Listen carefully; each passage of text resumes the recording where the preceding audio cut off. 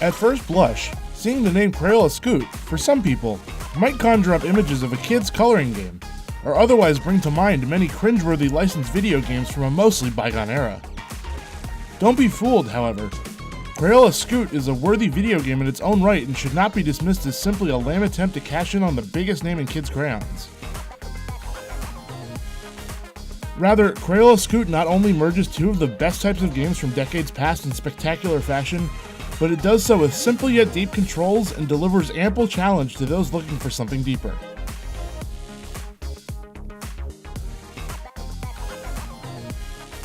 As what can most simply be described as Tony Hawk's Pro Skater meets Splatoon, Crayola Scoot is essentially a game where, using your own custom-created character, you ride a scooter around themed skate parks and complete various task-based challenges.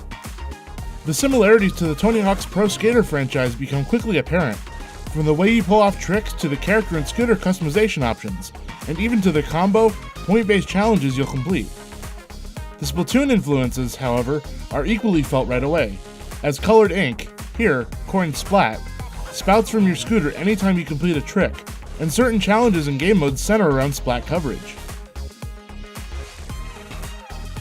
The main event players work toward in Crayola Scoot is winning the Color Cup in what boils down to climbing the in-game leaderboard by way of defeating other riders. Each time you level up, a new challenger will appear.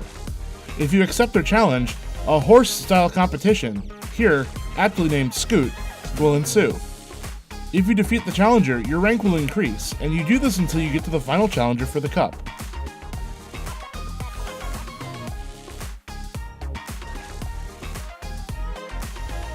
While winning the Color Cup is the main goal of the game, the way you level up to get there is by completing the 16 challenges in each of the 3 worlds, and challenges range from racking up the most points based on tricks to collecting the most crayons, and even to covering the skate park in your color of Splat within a set time limit.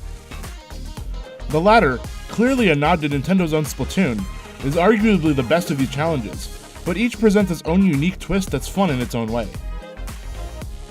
Each challenge has 3 difficulty levels, and while easy mode is a breeze once you've learned the basic mechanics of how to control your scooter and trick without wiping out, the medium and hard difficulty levels are unabashedly punishing and will take quite a bit of practice to master.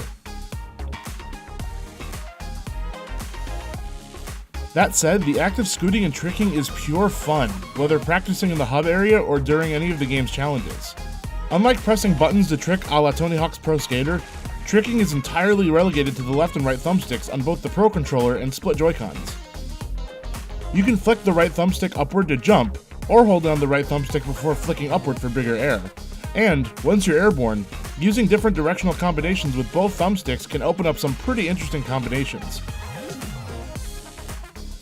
While it is absolutely possible to wipe out by holding a trick out for too long, Crayola Scoot is far more forgiving than some of its inspirations. Oftentimes I would go to land on my head, but still successfully complete the trick, which would have amounted to a huge wipeout in one of the Tony Hawk games. Don't take that to mean you can go nuts without consequence, but there is a certain amount of leeway the game gives you here. There also is opportunity to try out your moves consequence-free in the Trick Zone, and a handy reference sheet in the Trick Zone's menu can show you all of the cool and, at times, absurd tricks to try in your next challenge run. In terms of customization, there is quite a bit of room to make your character stand out. You can choose your character's name, gender, and height, and there are a ton of options in terms of clothing as well. You can even customize your scooter with parts from defeating other riders, which directly impact the stats of your scooter. Additionally, you can change your preferred splat color at any time, and this also dictates the color of your arms and hair, adding yet another layer of custom flair. Visually, the game's cel-shaded art style works well given its colorful nature, and it looks great in both docked and handheld modes. Though the game does appear to hit 60 frames per second at times, that rate isn't consistent, as it usually sticks to around 30. It would have been nice to have the frame rate locked at a steady 30 to maintain stability, but the game still looks and feels great to play. Crayola Scoot's music feels a bit childish at times, though maybe that's because I often felt myself yearning for the punk rock tunes of Tony Hawk's Pro Skater, or even for Splatoon's more techno-ambient soundtrack. It's times like this where I wish Switch had Spotify integration, but that's more a knock against the Switch than it is against the game. Crayola Scoot also supports up to 4-player local multiplayer, and you can choose between any of the various single-player challenges, or you can simply opt for a free play mode.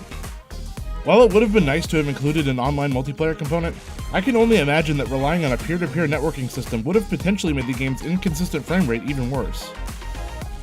Single Joy-Con play is also supported, though the controls here vary slightly since you don't have the second thumbstick for jumping, but this control scheme is effective all the same.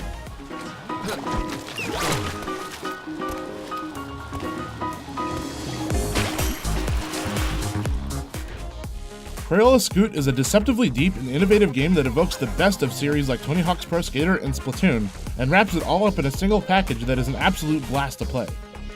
Though the frame rate can be a bit inconsistent at times and the lack of online multiplayer is somewhat of a letdown, Crayola Scoot is a great spiritual successor to the Tony Hawk games that stands to establish a series all its own.